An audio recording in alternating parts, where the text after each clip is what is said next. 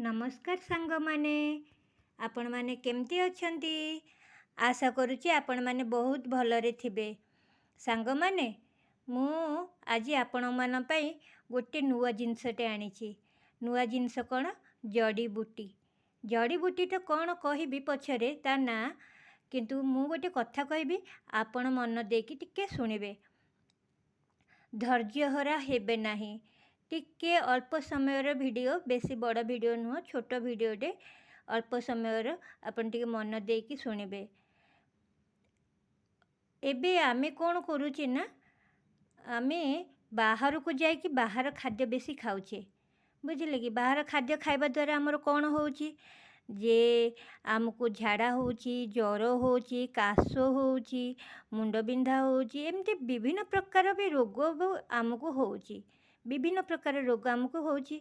बुझिले ना, आमे रोग हेले कौन करूचे ना डॉक्टर पाखକୁ जाऊचे, मेडिसिन आणुचे, खाऊचे, पैसा खर्च होउची। तो एमती आमर चलची लाइफस्टाइलटा। एबे सिना आमर होउची मेडिकल हो गला बेले आमे दौड़िकी पळुचे मेडिकल को ट्रीटमेंट हेकी पळै आसुचे।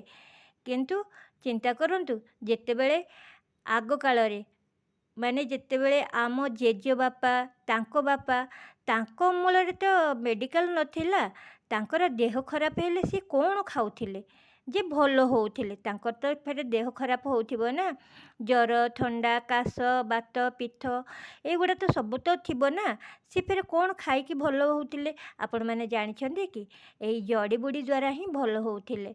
सेतेबेले तो मेडिकल नथिला, सेतेबेले कौन थिला ना घरेई चिकित्सा। घरेई चिकित्सा माने कौन, ये साधारण बाड़ी बगीचारू किछि फलमूल आनिकी से माने चिकित्सा करुथिले। फलमूल भितरू आमर गोटे मेडिसिन फल होची कौन जानिछन्ती, गोटे नुह तीनोटी मेडिसिन।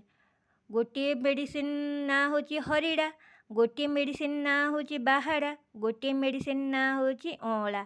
हरिड़ा, बाहाड़ा, अँला एटा होची तीनोटी फल। ए तीनोटी फल सीना किंतु बहुत बड़ मेडिसिन से जानिछन्ती। आ द्वारा कौन हुए, आ द्वारा आमर बात, पित्त, मलकंटक भी जदि थाए सेटा भी दूर होइथाए। बात, पित्त, कफ कंपलसरी एटा तो भल हुए। प्राय जानिथिबे, प्राय जानि नथिबे, किंतु त्रिफला चूर्ण जे जो माने खाइछन्ती से माने जानिथिबे, जो माने खाइ नाहंती से माने खाआंतु, देखंतु। मेडिकल दौड़िबा को पड़िबो नाही।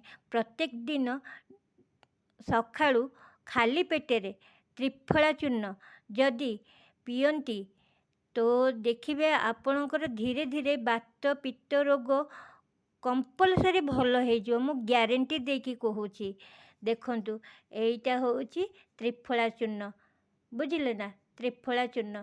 एई त्रिफला चूर्ण को आमे कौन करिबा जानिछन्ती, कौन करिबा ना त्रिफला चूर्ण को गोटे चामच नबा, चाहा चामच। बुझिले, बड़ चामच ना, मु चामच कहली बेले भात चामच रे नेबेनी, चाहा चामच रे, चाहा चामच रे गोटे एतिकी, चाहा चामच रे एतिकी जेतिकी दरकार आवश्यक सेतिकी नेकी गोटे ग्लास पानी, छोट ग्लास मीडियम साइज माने 100 ml पाखापाखी ग्लास रो पानी रे पकेइकी ताकू फेंटिकी गोटे राति रखीदेवे। धर आज राति रे रखीदेले ना, काली सखाळो को खाली पेटेरे एहाकू पीबे।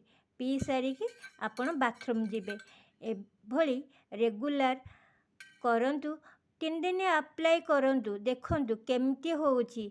जदि आपणकर देह ठीक रहिला, झाड़ा ठीक हैला, कफ हैला नाही, आउ हजम शक्ति बढ़िला, ताले आपण कंटिन्यू करिवे, एथरे किछि असुविधा नाही। किंतु मु ग्यारंटी देकी कहूची या संबूल नष्ट हो जिवो। आपण जेतक होची रोग अछि ना, एहाकू सेवन द्वारा पूरा क्लियर हो जिवो। आपण पूरा निरोग्य होइकी रहिबे। देखंतु